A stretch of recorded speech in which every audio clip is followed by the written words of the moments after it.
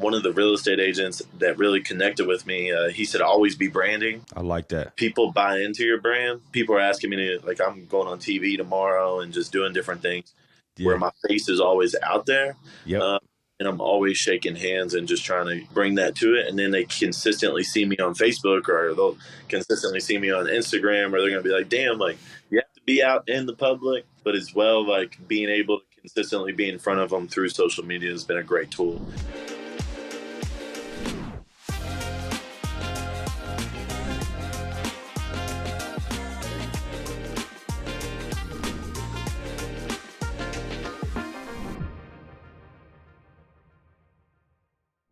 So I got my guy, one of the greatest dudes I've met in my life, man. You have been a staple.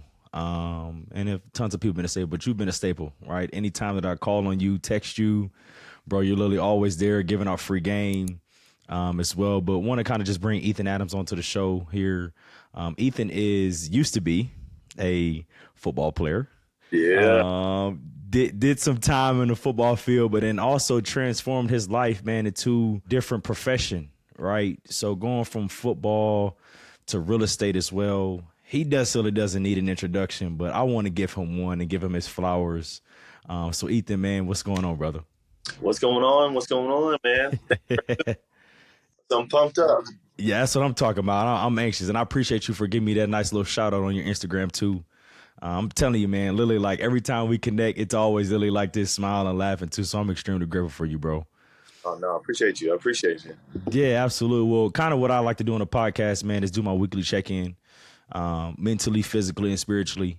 Right, scale to 1 to 10. If you're not spiritually driven, feel free to say I don't want to mess anything up as far as that. But I'll also do the same. So you answer, then I'll answer, vice versa. So where are you at mentally? Like as far as maybe scale to 1 to 10, 1 being the lowest, 10 being the highest, and kind of giving us a viewpoint of what that looks like. Man, mentally, I've been going through it for real.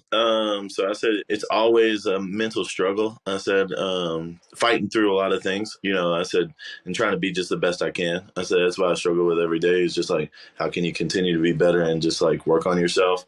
So I've been really hard on myself, but I was like really taking another path and kind of getting more routined in. So I'm really happy with how things are going. Like I have so many great things going on right now, and I was just like, the other day I was like, man, I dreamed of being here 5 years ago. So I was just like, I really, I'm just grateful at the moment. And then, man, I've been really just praying to God a lot. Yeah. I was like, I'm a real spiritual guy. Like I said, I'm not very like out there with it, but it's just like I go to church every Sunday by myself.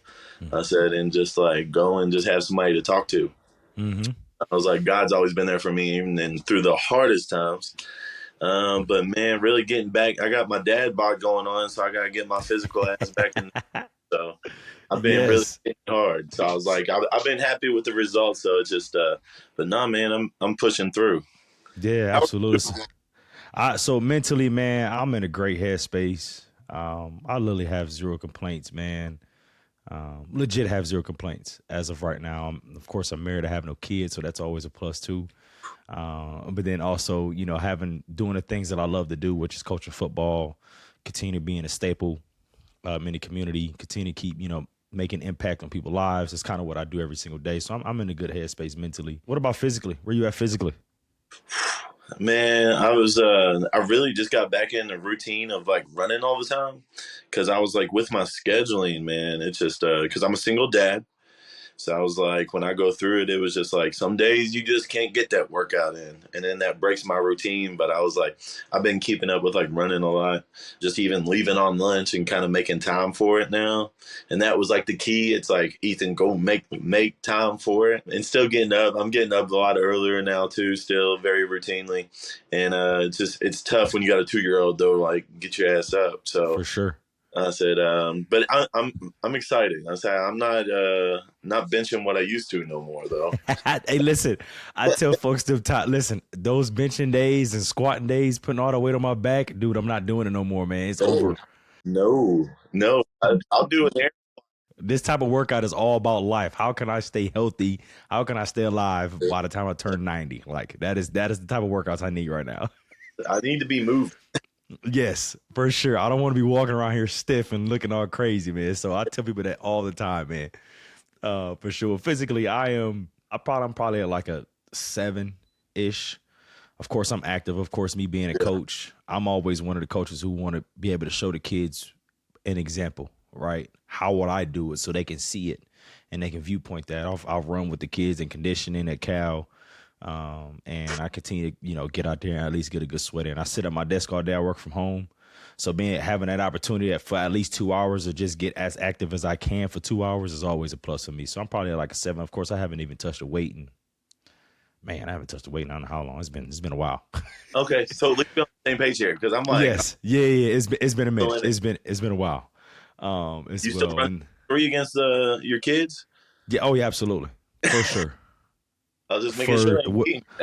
Without a doubt, they challenge me all the time, bro. Like when I tell you they challenge me all the time, they challenge me all the time. They challenge me to freaking catching drills. They challenge me, well, Coach Toe, I bet you can't beat me in a 5-10-5, or Coach Toe, I bet you can't beat me to the 5. Like they challenge me all the time because they know I'm up for the task. Literally, like they do that all the time, as well too. So they want the bragging rights. Yes, I think that's what it is too. To be honest with you. Well, he did an NFL guy today. Man, oh my goodness. Listen, I'm glad you said that because so we were just telling the guys, like, especially being at Cal, man, we have Doug Beaumont. Yeah. Played at Mayo, Gatorade Player of the Year. Chris Redman, who's one of the great Super Bowl winning NFL quarterback. Hunter Cantwell, who's played a great quarterback here at U of L. Jason Hilliard, myself. Like, these guys should be, like, they're grateful to have 5 NFL guys coaching them on a day-to-day basis. That's what I said. Your all staff's been loaded. Yes, it's loaded. But then it's also like, well, stop challenging me. My days are over, right? My days are over. You're bringing back memories that I don't want to bring back. Well, man, I again, I appreciate you for hopping on. But first, man, I wanted to start off, man. Who is Ethan, bro? Like, outside of the real estate, outside of TikTok, outside of any of that, your day to day, man. Who are you? Which principles, characteristics, kind of just whatever that looks like, whatever comes to mind, man. Who is Ethan Adams? Man, so young cat, just a young hustler here in Louisville, still trying to make a name, I feel like. And I like to think I'm one of the most genuine people. Like, you just going to get it right off. I don't care who you are. I don't care if you living on the streets on a mattress or you living in the Taj Mahal. I kind of just believe in the golden rule, just treating everybody how I want to be treated. Until it's like disrespected, I just feel like that's how you should really approach life, I think. So I always try to just giving people the benefit of the doubt, and I love helping people, and that's like been like your best and worst thing you can do sometimes, because I said some people can take advantage of it. But man, like I'm in a situation now where I'm just really excited to start helping people and doing my part. But facts. I just want to put more of a genuine thing out there. I'm a single dad, so I was like, that was one thing too. We don't talk enough about being a single dad and having that structure with, being there. It's so much easier now, I think, for somebody to have a kid and just be like, hey, like, I'm out. I'm out. I was in it, and like I'm fighting every day. Like, if I can have more time, like I said, like there was a face painting thing today. I was like, can I just go pick her up and take her to it? It didn't work out, but I was like, I want to set a standard for the single dads out there. Like, hey, you can do this. Like, I'm one of the top 3 most busiest people I know. And I know I always got time for my kiddo and just giving her an example, because I was like, that's what you need. Like, people need that father figure in there to have that example for people. I just love hanging out with her. I got my big ass Great Dane. I said, he's still like, he's been with me from the start, and I said we go out and and I'm selling real estate and investing in real estate really heavily right now.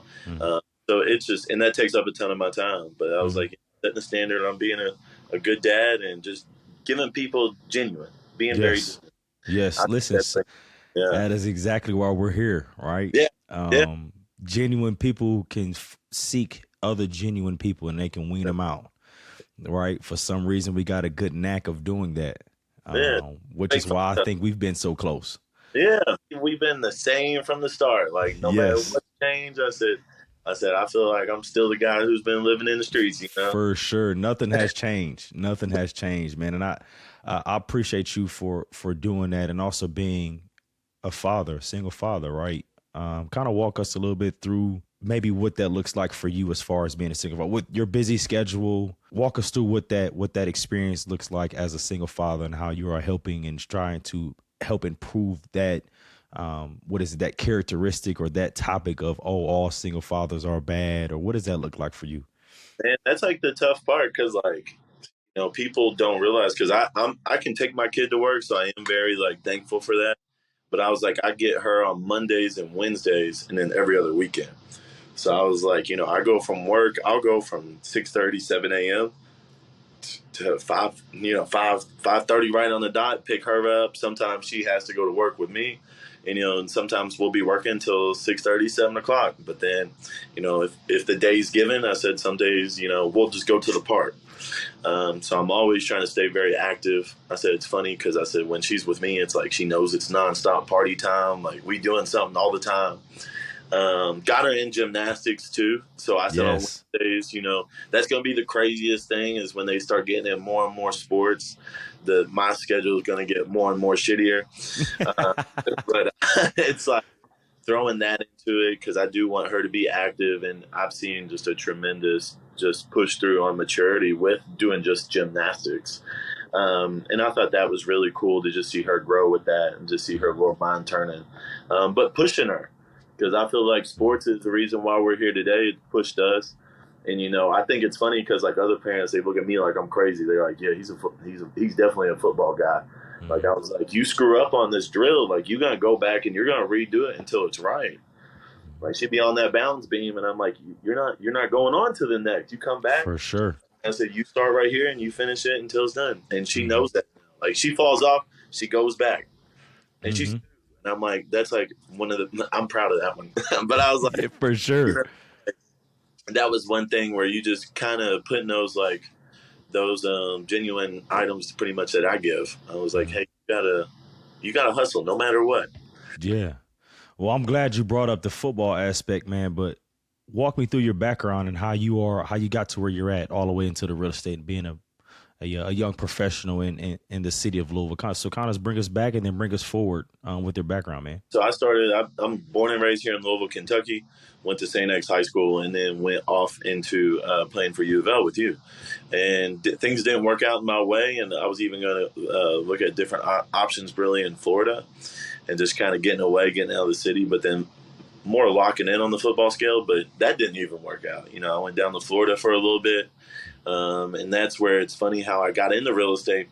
I was really just hanging out with a girl down in Florida. Like I have Yeah. no family in real estate. I got Yeah. no mentors in real estate. My dad's a plumber. I was like, I Yeah. was supposed to be a plumber.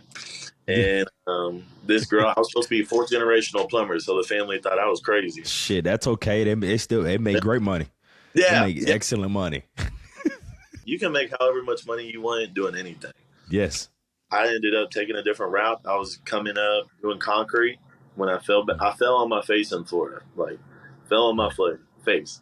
But there was this one girl. She was like, you would be a great realtor. And I was like, what's a realtor? Hmm. And like she broke it down for me, and I just always had that thought like in the back of my head. Came up here, man, and I had to take the real estate exam 7 times. I failed it 7 times. I was a terrible test taker. I was working 3 jobs when I started. I said I was working at a bar. I was pouring concrete. And I started my real estate industry. I'd go from working at a bar to drive to the job site. I'd sleep in my car. My uncle, he'd knock on the door, be like, hey, concrete's here. I was like, and we kind of get to it from there. And that kind of installed that drive in me where it was like, you ain't stopping me. I was like, and then I took that and just ran it into the real estate world, and did more things in that than I could even imagine. Got with a really good mentor in the real estate world. I took an interest to him, and I was very inquisitive about everything he was doing. And I was like, man, I really like how you run your business. Now I want to do it and do a little bit of a twist to it, but still have those same principles. So I came into it and I was like rookie of the year. And then following, I said, was rising star of the year with the Greater Louisville Association.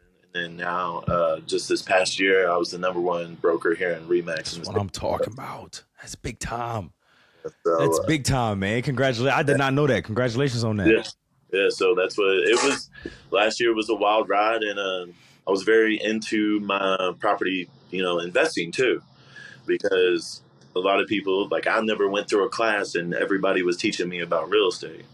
But just like how I got into having a mentor in the buying and selling side, I met this man. His name's Fred Pizzonia. Okay. And he is. I always shout him out because I was like, Shout out to Fred. my life. He was a young hustler, started flipping houses in Brooklyn to flipping clubs to now he just made the Hawks Corner down here in Germantown, Okay. which has been a really big hit. And it was very interesting to kind of see that whole show.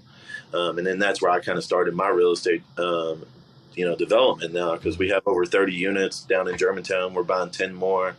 We have some commercial development kicking off. So I can't believe everything that I've acquired so quickly. It's been really interesting. I do my own property management on top of that. So I was like, I do live, half a mile away. So I said that was one thing. When you look into the real estate investing side, having that game plan and having a partnership, that's hard too. It's just like having a girlfriend. You gotta play your cards right on that one too. And fast forward to today, and I can't believe I'm here. Man, that's big time. So I didn't know. So kind of as far as real estate world, like, do you start off working underneath a company and then you venture off into maybe your own space? Like, how does that work? For the people who are listening, how does it work? I was with Remax, and Remax does have like a team structure. So I did get onto a team in my first year, and it was really beneficial because, like, I speak about my age a lot because I am one of the youngest guys in the industry too. And, it was a barrier that I had to break with knowledge. And my mentor who got me in with real estate really taught me the knowledge aspect of it. And every time I would learn something, I started posting it to social media, and that was the twist to it. But then I started getting such a good following and just like a good consistency with it. I ended up breaking away from the team. A lot of the times, the teams are really great for people who need consistency with leads because they ain't walking in the store saying, "Hey, I want to buy a house." They're, you got to go get it. So that was the benefit, I would say, of being on a team like that. And then now I'm just doing my own single, I'm a single team guy. So I just and possibly going to go on and make that jump to actually going into having a team maybe one day. But for now, it's just, I'm trying to be the best real estate agent in the state of Kentucky. So, yes. So I said it's a milestone at a time. Yeah, for sure. Well, I'm glad you kind of mentioned, and I'm pretty sure this is probably one of the challenges you face, right? Especially being a young real estate agent. But then also there are some positive things that goes into that, and some things that put you in front of a lot of these realtors, right? So kind of walk through, of course, you being a young, real estate agent, right? What challenges have you faced in a competitive industry, right? This housing industry is off the charts. Yeah, it's ridiculous. Right. So what challenges have you faced? But then also, how did you overcome some of those to get to where you're at in this space? The tough part I have still to this day is like having the respect aspect of, hey, even though he is a younger guy, he can do this. So that's very tough. Like even when I go to sell friends, family, cousins, anything like that, they still see me as kind of like the young Ethan they grew up with and don't see you into the business aspect of it. So that was one thing, but you really have to set the tone with them. Talking about like, hey, this is business.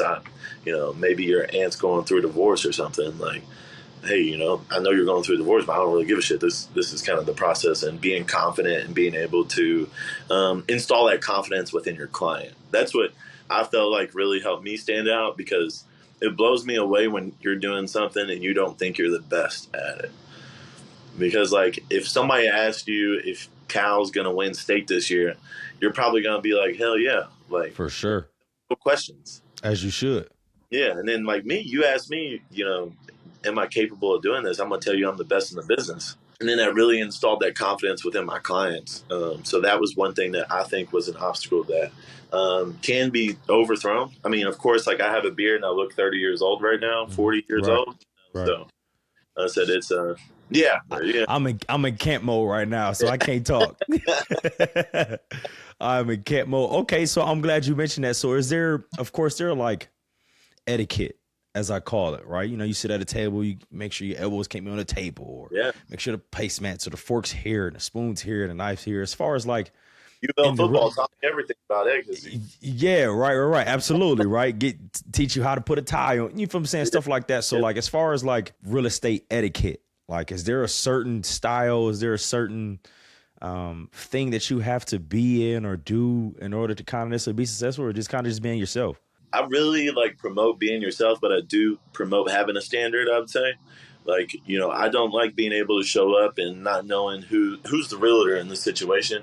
You know, so I definitely like think like, hey, like, you know, every day I'm wearing a golf shirt, a Yes, button up, having a different stature about yourself, I think, and you know, letting people know like, hey, he takes care of himself, and mm-hmm. I think it gives a respect to your client too. Mm-hmm. Like if I showed up and I was in shorts and a t-shirt, you know, they'd be like, you know, I'm not like, giving you no business.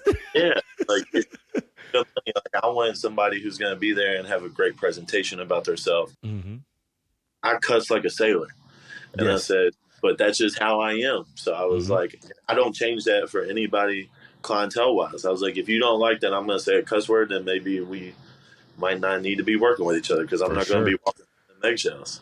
For sure. You kind of just got to be okay with that, but you got to be yourself, definitely. Mm-hmm. And you figure your clients will figure that out. Yeah. Well, the good thing is, man, like you have a infectious personality, right? You give off that genuine vibe. So I'm pretty sure you probably said cuss word here and there. They probably wouldn't even care. Yeah. Right. Yeah. Or like if you show up, you know, with a little scruffy, kind of like you are, they probably won't give a shit. Like they don't really necessarily care in that aspect. I think, like you said, if somebody shows up in some sweatpants and a t-shirt, man, I'm not giving you no business, nor will I show you the respect that you deserve. Yeah. Right. So that's always a big thing. Of course, presentation is always huge for me as well, like first impressions and et cetera, Yeah. whatever that looks like. But if you give off, and I'm a guy of sense of vibes, like I sense vibes like that. And like if you giving off bad vibes, man, I don't want anything to do with you. And I think that goes off of just being genuine. Yeah. They can sniff that shit out quicker than anything. For sure. If you're just like searching to just make a check, like and not having their best interest, they'll sniff that shit out real quick. Yeah, for sure. Well, you being a young real estate agent, right? Yeah. You're of course doing some sort of selling, right? You want to be able to put your clients in the right position to be successful, as well. What advice would you give someone who's looking to buy their first home? Yeah. And get into the market for the first time. Of course, so I kind of reason why I said I'll give you some time to think as I talk. My wife's little brother and his fiance recently just bought their first home together. And it took them some time to kind of go that route. And me being me, just understanding certain things, learning from you, learning from other real estate agents, and kind of just like, listen, like studying the market is really, really good, and kind of just figuring out what that looks like. Of course, figuring out you're a first time home buyer, you have certain incentives that you can kind of take advantage of, etc., stuff like that. So they recently just kind of went through that whole entire process, and it was a great process for them. Yeah. But for someone, you know, a young home buyer, you know, looking to kind of get into the market, what does that look like for you, and what advice would you give them? Because right now it's a really just interesting time. I say like interest rates are a little bit higher, and I tell people, just as history kind of tells it, like buying a house is one of the safest investments and one of the best investments. When you just have like I've looked at just data and kind of the history of it, and I'm like just here in Louisville, Kentucky, like we're like a recession-proof city almost. Like we're like a real blue-collar town. Like we've always appreciated. Like there was For sure. appreciated, but if the numbers work, like buy the house. Make sure the monthly payment works.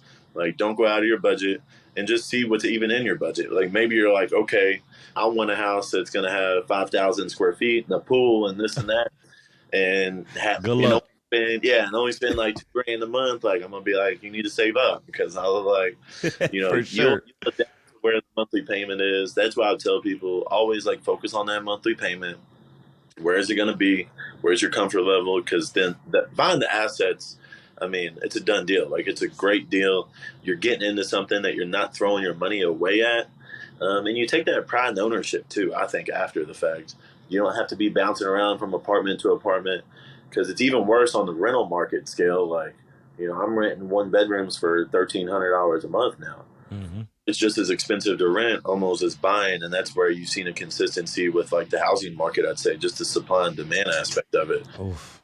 Yeah, so I was just like, I tell people all the time, like, focus on that monthly payment and then buy that asset. Mm. I tell a lot of people, though, like, your first house is not going to be the perfect house. It's like an 80-10-10. Not 80% one bit. love, 10% you're not going to like, and 10% you'll deal with. And you just got to find out where your kind of ratios are and what your pain levels are. Mm-hmm. I tell people, if you're buying a first house, my first house, it set me up so good because your first house is always your best investment. Mm-hmm. I knew I wasn't going to be there long. I knew what route I was taking, and that was going to use it as a stepping stone to have a rental property. And when you buy your first house, you have minimal money into it, truthfully.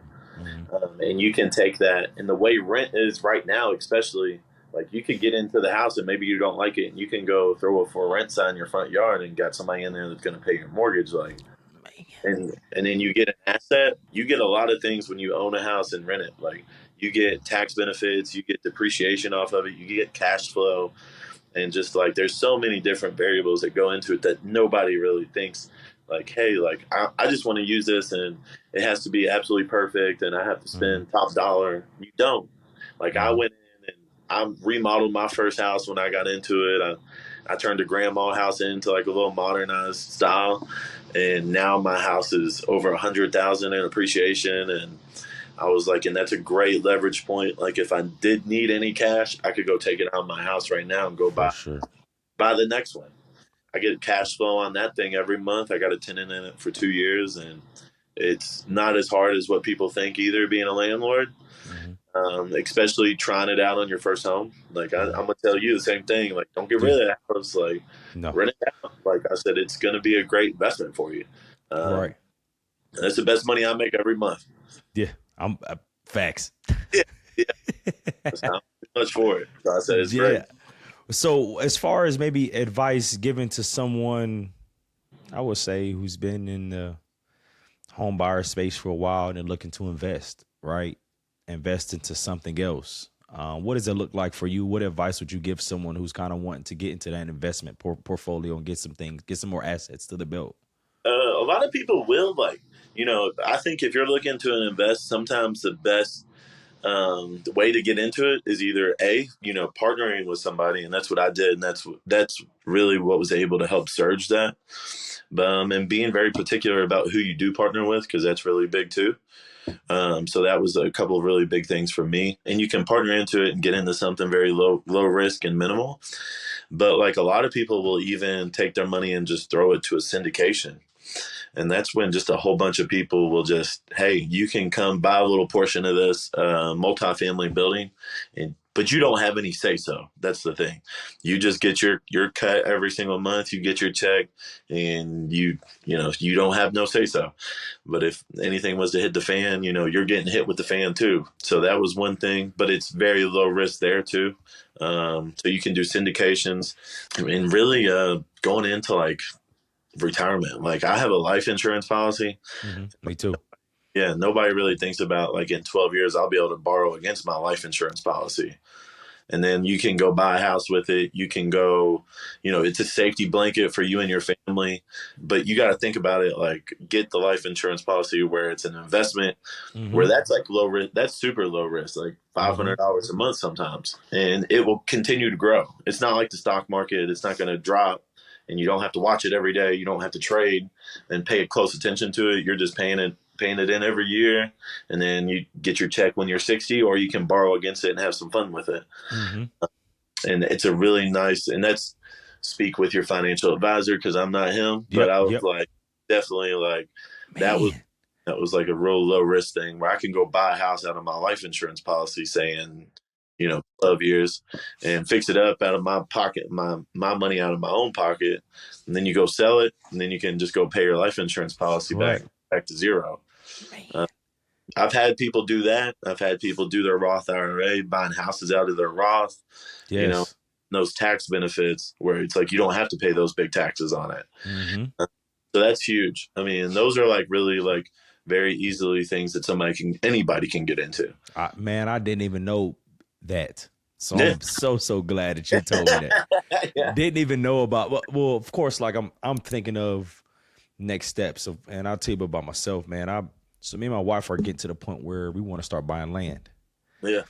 And want to just having some land and eventually build on that land, but we don't even know where the heck to even start or how to even get to that process, right? So we're like, man, what do we need to do? But we're also trying to figure out if we want to be here in Kentucky or not. Yeah. Right.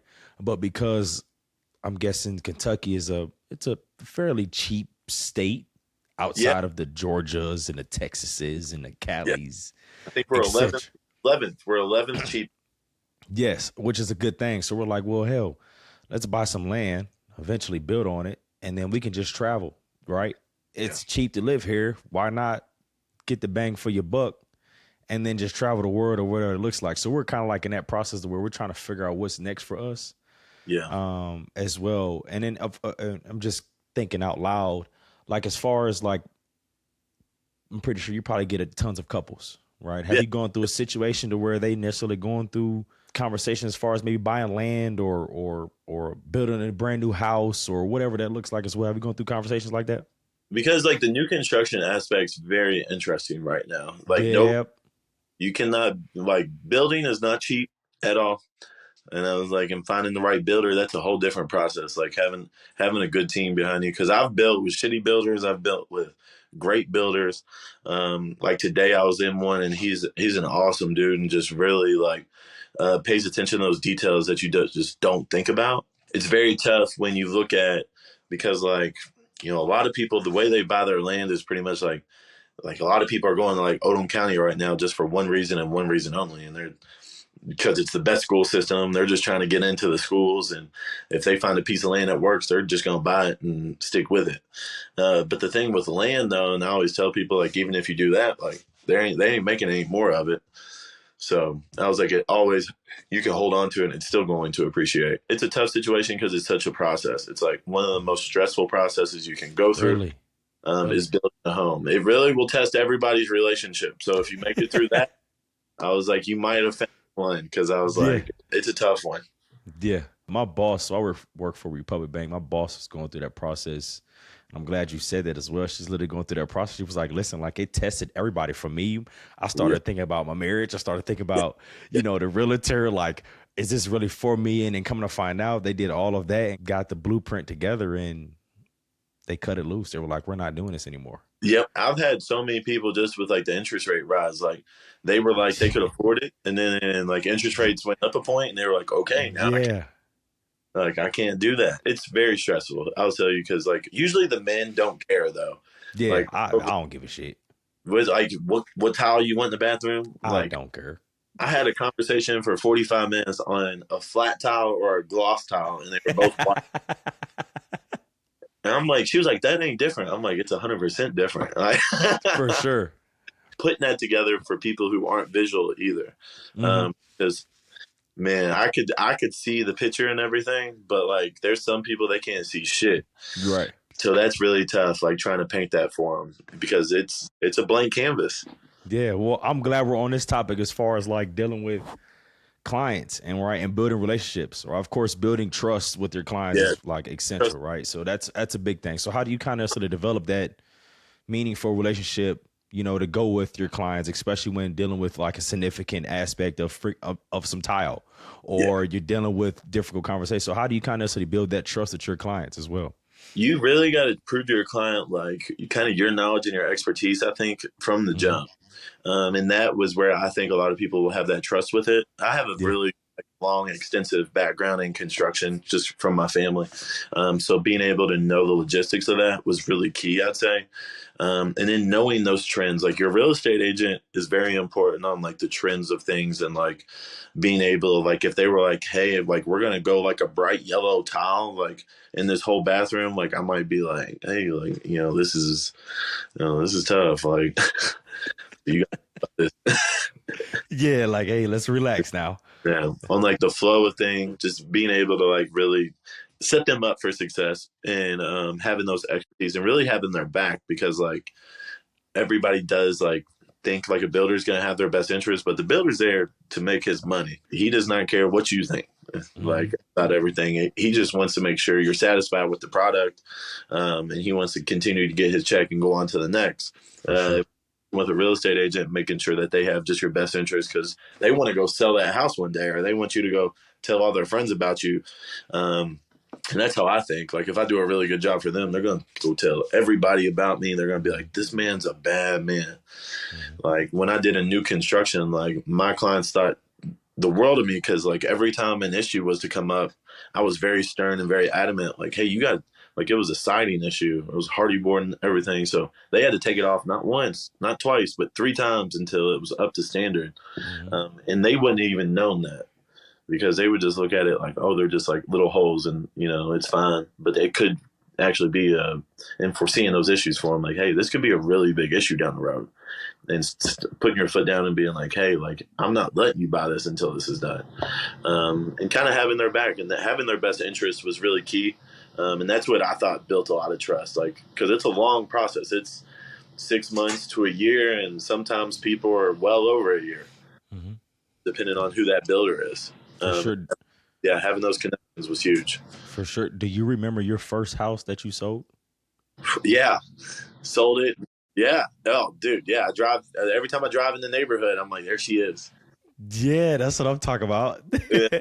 Well, if you can walk us through maybe a success story, right, of your career, maybe something that really stuck out to you in selling this home or talking to this client, or it may not even be about selling a home. It could just be a conversation that you've had along this way that may have impacted you for the rest of your life.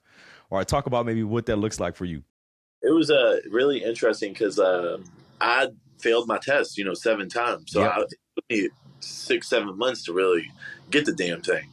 But I'd be talking to people. I'd be like, I'm a real estate agent. Like, I'm already like spitting the game. I'm like trying to put myself on.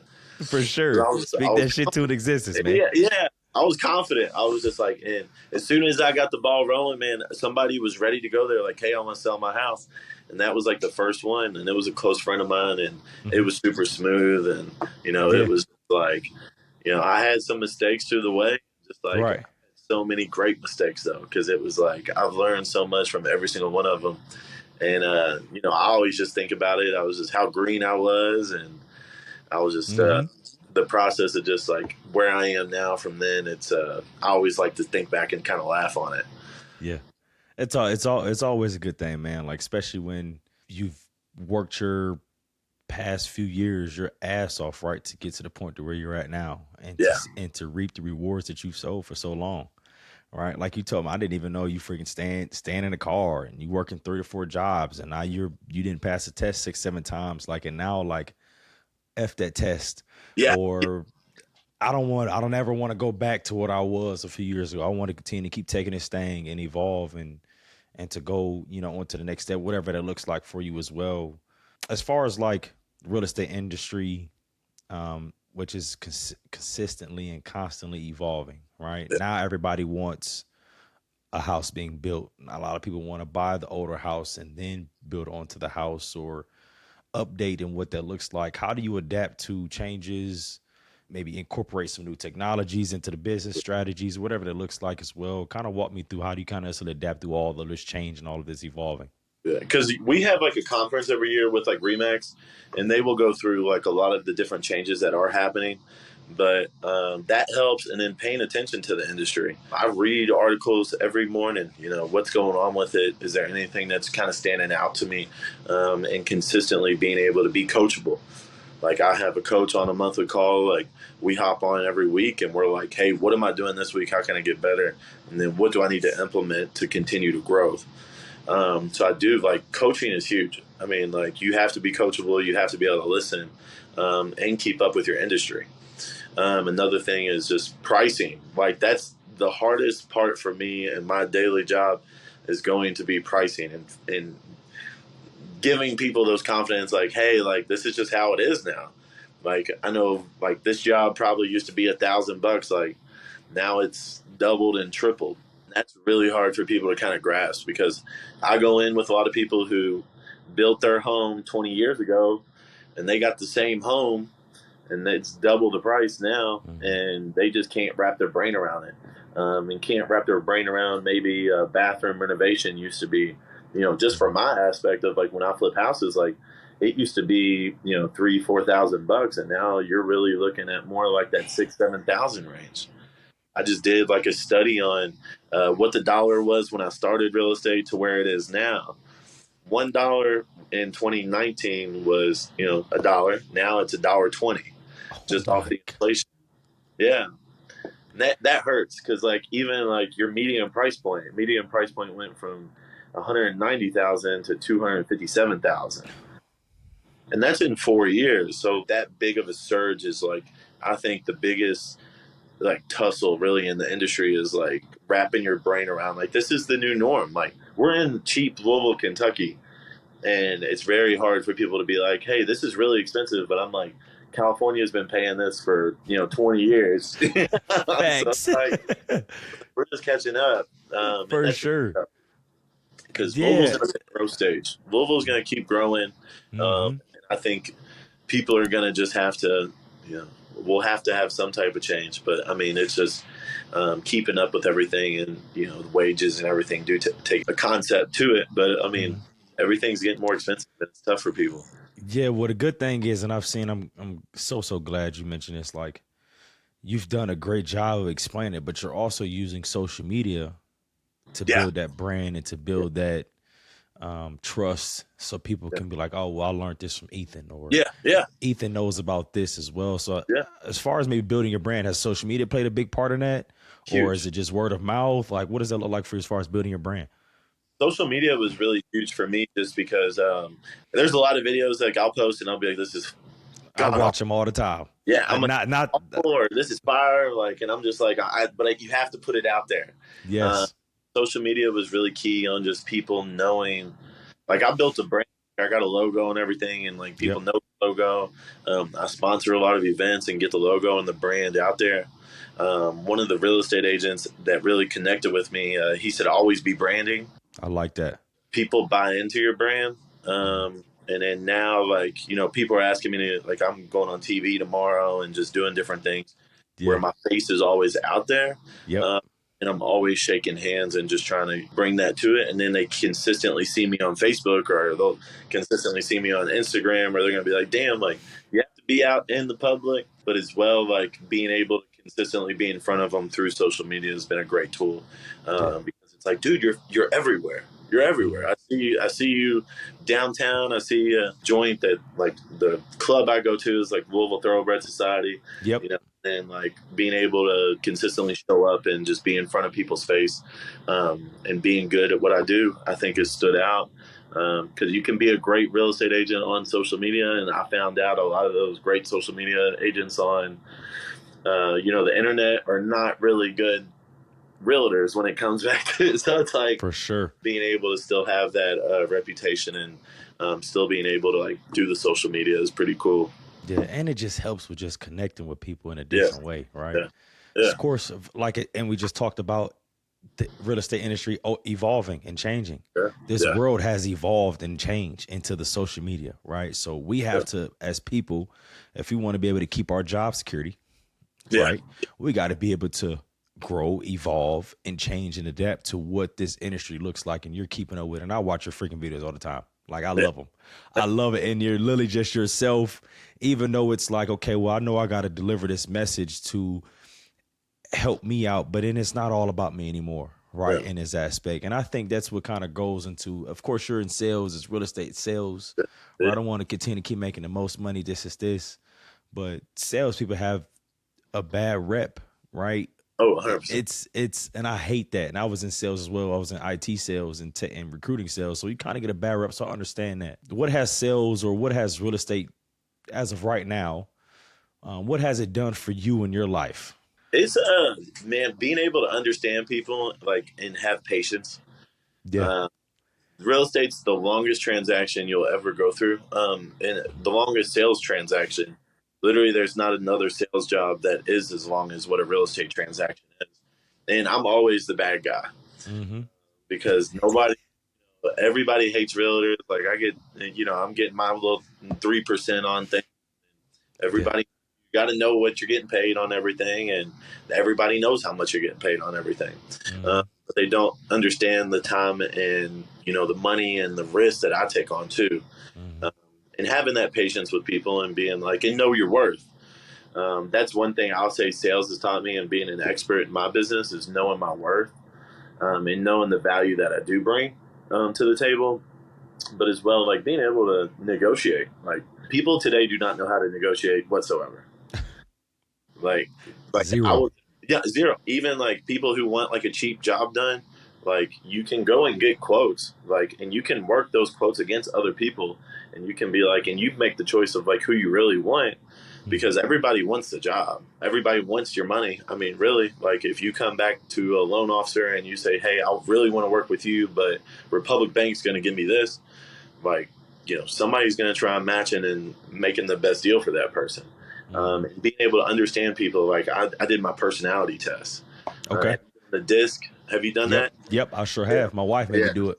Yeah. So I'm a high D and I, but they say all athletes are like really high Ds. Yes. But I was like, I'm a big picture guy and I'm not paying attention to details, like the smaller details. And then knowing that, even when you're dealing with a couple, like who's the driver and who's the decision maker? Because sometimes, a lot of the times, the driver is not the decision maker. Is really the interesting thing that I've seen on the sales side, and Okay. just and knowing how to deliver a message is the way it is, because like a lot of people hear messages a lot differently, and they have to be broken down to where it's a lot more obtainable for people, because it's simplicity, I think, and instant gratification in today's world. It's definitely been a trait I've taken Yeah. on. I'm like, all right, like how can I read this person? What's their pain points? Yeah. And what's their comfort level? So I said, Mm-hmm. sales is interesting, but it's done. It's taught me a lot. Well, yes. Listen, you are literally setting me up for success right now. Like, you have been put me in positions to ask certain questions and to learn certain things, man. But we've talked about all of the good, and this is my final question. Like Yeah, I said, I don't want to take too much of your time, but as far as like maintaining a positive mindset, because things have been tough, right? Shit okay. has hit the fan.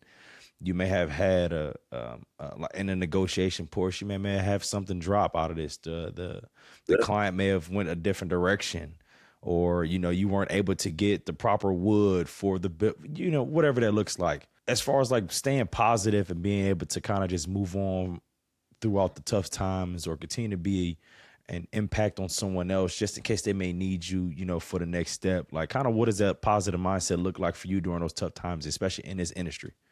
uh, really, man. Like I beat myself up because I'm in the transaction like 1,000%. Like if you're buying a house, like it's almost like I'm buying the house with you, like, and I'm using my own money. But I do have a standpoint where you have to realize, like, hey, if this deal doesn't work, it's not the end of everything. This transaction is not going to die, and you're going to go die over, and like it's not the worst thing that's going on right now.